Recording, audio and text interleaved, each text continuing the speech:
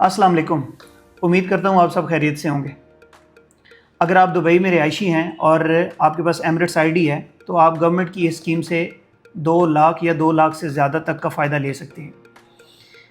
Dubai ने एक scheme launch की है जिसका नाम है इनवाइट दुबई।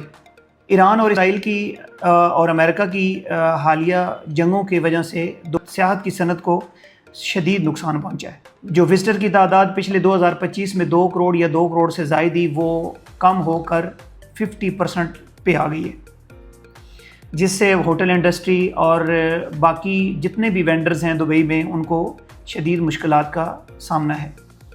वो अपने अखराजात को पूरे नहीं कर रहे और अपनी जितने भी उनके मुलाजमीन हैं उनकी तनख्वाह अदा करना में भी परेशानी का सामना है।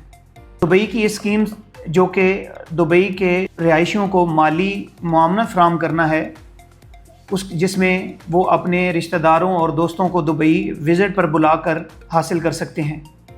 ये स्कीम 20 जुलाई से 31 अक्टूबर तक कारआमद होगी। इस दौरान जो भी अपने रिश्तेदारों और दोस्तों को विज़िट पर बुलाएंगे वो इस स्कीम से फ़ायदा उठा सकते हैं।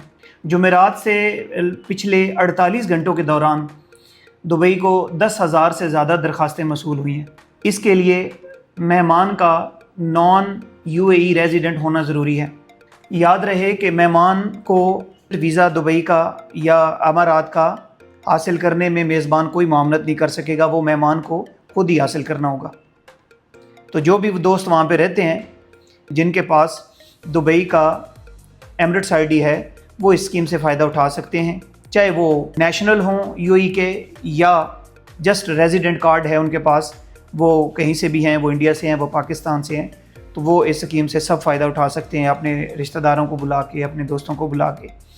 तो इस तरह से दुबई की टूरिज़म भी बूस्ट होगी और वहाँ के रिहायशियों को माली फ़ायदा भी होगा।